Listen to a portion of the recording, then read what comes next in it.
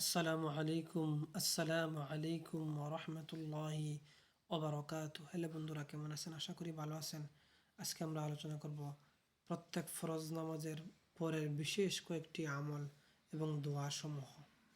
তাহলে ভিডিওটি অনেক গুরুত্বপূর্ণ, আপনারা খেয়াল করে ভিডিওটি শুনবেন আর ভিডিওটি শেয়ার করে অন্যকে দেখার সুযোগ করে দিবেন। চলুন আমরা শুরু করি ভিডিওটা। প্রত্যেক ফরজ নামাজের সালাম ফেরানোর পর পড়বে আস্তাগফিরুল্লাহ, আস্তাগফিরুল্লাহ, আস্তাগফিরুল্লাহ। এভাবে 3 বার পড়া সুন্নত। প্রত্যেক ফরজ নামাজের পর 33 বার সুবহানাল্লাহ, 33 বার আলহামদুলিল্লাহ এবং 34 বার আল্লাহু আকবার পড়লে তার বহু ফজিলত রয়েছে। সুন্নত শেষ করে এগুলো পড়লেও চলবে। 100 বার উপরোক্ত তাসবিহ পড়ারও নিমুক্ত দোয়াটি পড়ে নিলে এবং আরও উত্তম। লা ইলাহা ইল্লাল্লাহু ওয়াহদাহু লা শারীকা লাহু লাহুল মুলকু ওয়া লাহুল হামদু ওয়া হুয়া আলা কুল্লি শাইইন কাদির। নবী করিম সাল্লাল্লাহু আলাইহি ওয়াসাল্লাম প্রত্যেক ফরজ নামাজের পর যেসব দোয়া মোনাজাত পড়তেন তার কয়েকটি নিম্নে পেশ করা হলো। আল্লাহুম্মা আনতাস সালাম ওয়া মিনকাস সালাম تباركت ربنا يا ذا الجلال والإكرام.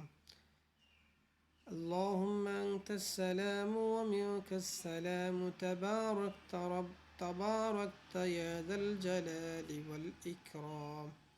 আমি যে বারবার মুখে দিয়ে আমার আসতেছে তাবারাকতা রব্বানা ইয়া যাল জালালি ওয়াল ইকরাম, এটাও আছে উভয়টা পড়তে পারবেন। অর্থ, হে আল্লাহ তুমি শান্তিময়, তোমার পক্ষ থেকে শান্তি প্রদত্ত হয়, তুমি মহান, হে মহিমাময় মহানুভব।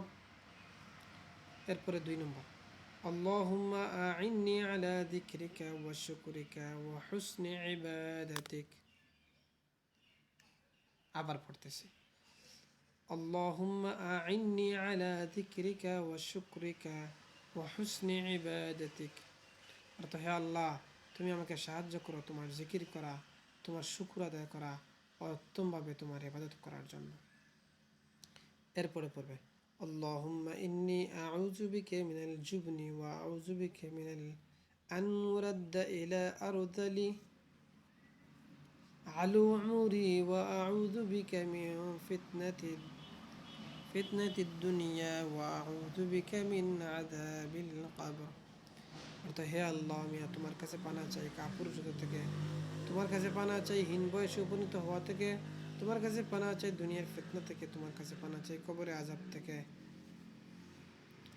আরেকটা দোয়া, আল্লাহুম্মা ইন্নী আউযু বিকা মিনাল কুফরি ওয়াল ফাকরি ওয়া আযাবিল কবর।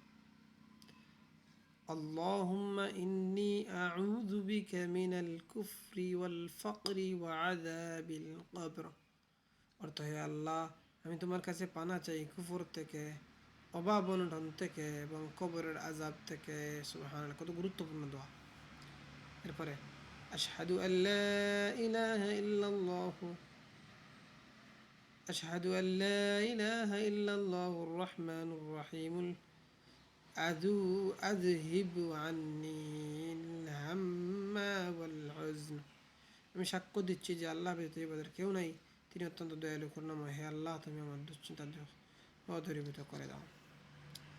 আরেকটা দোয়া, আল্লাহুম্মা জাআল খায়রা উমরি আখিরাহু ওয়া খায়রা আমালি খাওয়াতিমাহু ওয়াজআল খায়রা আইয়ামি ইয়াওমাল লাকাক। হে আল্লাহ তুমি বানাও আমার জীবনের শেষ অংশকে শ্রেষ্ঠ অংশ, আমার শেষ আমলকে শ্রেষ্ঠ আমল, সেই দিনকে আমার শ্রেষ্ঠ দিন যেদিন আমার সঙ্গে তোমার সঙ্গে আমার সাক্ষাৎ হবে। ভিডিওটা অনেক লম্বা হয়ে যাবে, জন্য আমরা আলোচনা করতেছি না, পরবর্তী অন্য কোনো ভিডিওতে আমরা আলোচনা করব। না, কয়েকটা দোয়া রয়েছে, এটা শেষ করে নিই।